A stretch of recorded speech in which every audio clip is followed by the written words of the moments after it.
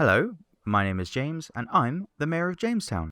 For the better part of a year, I've had my eye out for Scarlet Nexus after seeing its reveal trailer.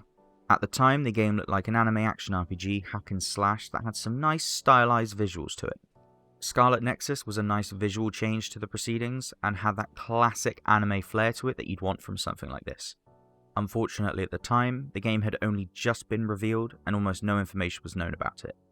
Now, imagine my surprise when I find out a few days ago that the game had its release day announced and will be made available during the summer.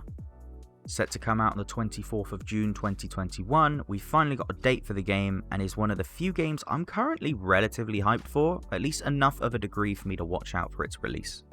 So, with the game coming out in the next 3 months, what exactly does Scarlet Nexus bring to the table?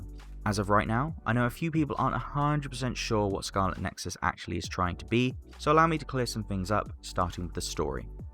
In a distant future, a psionic hormone was discovered in the brain which granted people extrasensory powers, which changed the world. Shortly after this discovery, deranged mutants called Others fell from the sky, all in search of human brains to nom on. Highly resistant to conventional attacks, extreme measures needed to be taken to battle the new threat against humanity. Those with extrasensory abilities, known as psionics, were the only ones able to fight back against them and were scouted for their talents to be recruited into the Other suppression force. You'll pick between two characters, Yuito Sumerage or Kasane Randall. Yuito is a fresh-faced recruit from a prestigious political family, and Kasane is a mysterious scout whose skill and power has provided her with great notoriety. Bandai Namco has stated that the game is designed to interweave between the two characters, so it sounds like the intentions is to get you to play through the game with both characters to understand the story fully. Whether the story is going to be that in-depth remains to be seen, but I remain hopeful that the interweaving nature of the story will be exciting enough to have the player go through the game twice. Moving on to something a little more exciting in the form of combat, the gameplay that we've seen so far appears to be more of a hack and slash action RPG type deal. Some people, myself included, were worried the game was going to be similar to Code Vein and be another Souls-like. In my honest opinion, I could do with a damn break from Souls-likes, so that's why I was happy to see the gameplay demonstrate that it isn't one at all. Instead, the game intrinsically looks a lot more like Astral Chain or Nier Automata, both of which had very strong gameplay throughout. In Scarlet Nexus, it appears like your character has a series of light and heavy attacks to create basic combos, along with aerial combos. It wouldn't be much of a hack and slash title without them, let's be real. Alongside these combos, you'll have access to 4 different skills at any one time, each with their own individual cooldown after their use. From the way the skills are colorized, it seems as if there are going to be different elements attached to each of them, meaning that enemies are going to have their own resistance and weaknesses in battle. Once an enemy has received enough damage, a button prompt appears onto the screen, acting as like a finisher move that will either kill or deal a significant amount of damage. We've seen it in games before, it's nothing new. There also appears to be some form of rage mode or devil trigger mode where you deal more damage for a short period of time. Again, pretty standard for an action hack and slash. Definitely one of the cooler aspects of the game is the ability to telekinetically throw objects mid-combo. All it takes is the press of a button and your character will immediately launch a bloody car into an enemy's face to extend a combo. Easily one of the more interesting inclusions to the game. You'll also be having 2 AI partners with you throughout your mission, and while it isn't confirmed whether they will or will not be controllable, it's most likely a case of them simply being a companion to help you out on your quests and nothing more.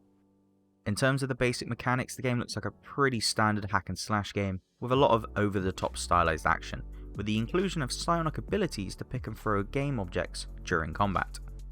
Now, I did say the game was an action RPG, did I not?